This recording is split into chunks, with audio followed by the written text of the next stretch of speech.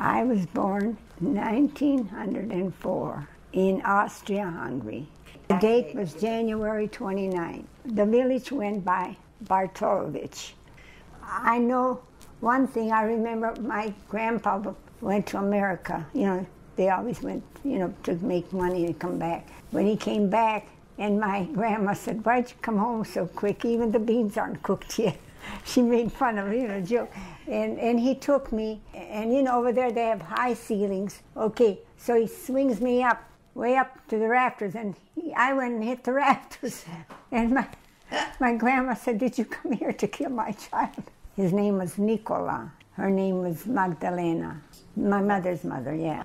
You know, they used to leave me home with by myself, and they'd go out in the field and work. They had a lot of little peepees, and I drowned some. Peepee, chicks, little chicks. Well, there was a little bit, you know, where they drink, and I just kept on putting. My father, my father was wealthy in Europe. He had, they call it by the inn, he had a cafe, you know, but he had people to stay because his town was named Trost Maria, T-R-O-S-T, Trost, M-A-R-I, Maria, you know, like Maria. People, when they had like festivals, you know, because there was this big church, Blessed Virgin was supposed to sing there, then they built a church here. So people used to come when it was festival from all over, you know. Of course, they would land in my father's business place, and grandmother didn't like my mother. She didn't want him to marry. You have to have a dowry, like 1,500 suit, pants, and all kind of stuff before you could marry. A great big chest. But my father and mother got married anyhow. So he took money from his father, and he took my mother, and they came to America. Then I came later. They came earlier, like 1906. And I had 10 sisters. They all died, except 3 of us is left, all younger than me. But over here, my father got mad at the priest because we always used to go to church. We had a church across the street, Irish church, but the Croatian church was in Canton from us. By the altar, there was a big candle holder, and you buy these great big candles, $5 at that time. I don't know if it would cost a mint now because it's big. And my dad bought one for his St. Joseph Day. The preacher made a speech that, why does he buy a cheap candle? But it wasn't cheap, it was wax. But he was jealous because he didn't get money, you know. So my dad quit the church. So he didn't want us to go to church either. Threw our rosaries away and everything. We just went, I used to go to every other church. Sunday school, you know. And I went to this church up the hill too, the Catholic church. But he didn't stop us from going, but he didn't want us to go to the Croatian church. They just decided to come because the grandma and grandpa didn't like them. So they usually stay with father, you know, when you get married. I stayed with my grandma and grandpa. And of course, there was my uncle. You know, he was a little boy. Well, he was about maybe 10, 12 years old. He used to play with me. He used to carry me, you know. I was sick with fever. That's why they wanted to send me back. And my uncle said he was just a young fella bringing his girl here to get married in America. It was typhoid fever. They was going to send me back. Yeah, my hair was falling out, you know, and I was real sick. Then when I came to Wheeling, I was getting better, but they had these black streetcars, I remember, and a policeman, my uncle Pete, that lived here already, and his wife, they met us at the streetcar with the policeman, and I got deadly scared because he put a flashlight on me, you know, and I was deadly scared of a policeman for a long time, and that man tried to be so nice to me afterwards, and my mother was with my sister. I know it wasn't long after that she had the baby. I forgot what month I came. But anyway, when she had the baby, over there everybody had a fireplace, but they had a grate in every room. You put coal in it, not wood. She had this baby, and she said, take a dipper, put some milk in it, and go over the grate warm and bring it so I could feed the baby. And I went in here, I got sooted. I remember that because my mother hollered on me, and I was crying. Well, usually, you know, where there's our people from our village, they'd go there. That's how commune again together. This street is this in coal mines, mostly coal mines. I know because my father worked in a coal mine, and he worked in steel mills also. But he worked in the coal mine. He got black lung. He died at 42 years old. And there was 11 kids left. Oh, he went to the steel mill. I know I was big enough to carry, they used to carry little baskets of lunch, and then you had a little bucket for tea or coffee. And I used to always they had this little shed where you put them down. And people would come up the steps, and bring them. Oh, in a coal mine, they had big buckets. And I remember there was an explosion in the mine. And my uncle, Pete, was there in the mine. He was in it.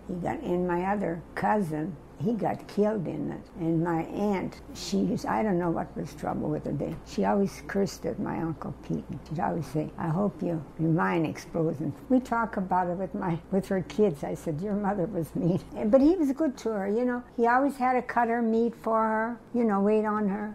We lived in Bel Air after a while, Bel Air, Ohio, There used to be a, river runs, Ohio River. And the ship, and I wanted to go back. I cried, I want to go back to my grandma. I didn't like this bread.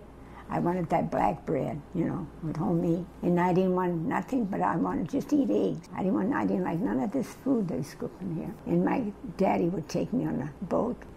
Like we're going, and he says, oh, Grandma's not home, And he'd bring me right back. And then people would give me, there was hardly paper money, But they always paid in gold or silver. If somebody gave me $1, paper money, under the step, I'd dig a hole and I'd bury that. But, they used to have these socks. They were like either blue and white or red and white, and the heel was white. So I put that on top of a pint whiskey bottle, and I had that for my baby doll. I used to play, there was a man that came on a little donkey. He ground horseradish. And I said, is that ren? That means horseradish. And that woman said, we was over at this lady's house. She says, yes, my child, And I says, could I eat some? Because I didn't have no appetite. After I almost ate that horseradish. My mother said the tears were coming and I was sneezing. I ate that hot horseradish, and after a while I'd eat a hog. I started to go to Catholic school, and we had quite a walk to go. I just think how spoiled these kids are nowadays. Everybody has to have a car. Gosh,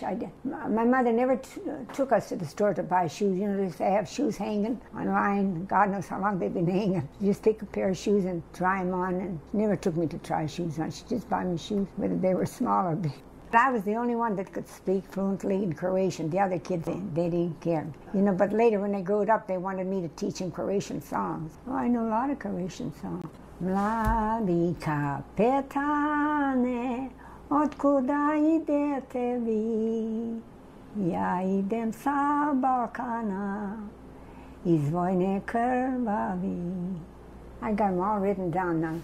Ja sam majko, cura fina, ja sam majko, cura fina, idem iskapa. Oh no, see, I get them mixed up. They were Croatian stores. There was a Jewish store, but he could speak Croatian, I used to go to the store and I'd just say, put it on the book. We used to have a book. And my mother said, but you have to pay the book. She says, oh, daughter, Cherko, you have to pay every 2 weeks the book. Well, anyhow, so we used to deal from him. He had a store. And the shop stopped. They shut down. Over there wasn't no strikes. When they shut down, they just shut down and let it rust. That's when my dad went to the mine. And he said, you put an X on the book, no more credit. So my mother goes to the Jewish man and he gives her credit. The steel mill, where they made steel, that closed. Then my dad went to Bel Air. He'd go on a horse and buggy across the river. So that's where the mines, then he worked in the mine there. We moved to Little Washington, Pennsylvania, from West Virginia. Then he had to go work in the coal mines. My dad said, you just never could stand up. That's how low they were. People had to work like that, on their knees. They said there'd be big rats, but when the rats start running around, they know that there's going to be a cave-in. Then people follow them. Then from there we went to Johnstown, Pennsylvania. And the whole town was run by the mine. They didn't give you cash. They gave you a due bill. It's a piece of paper. You couldn't get out of there because you didn't have no money. So my Uncle Pete came at night and we got out. We ran away from the coal mines. And I remember my sister Mary was born. The next one after Katie, she was born in Johnstown. And here my dad went for the midwife in town in Johnstown.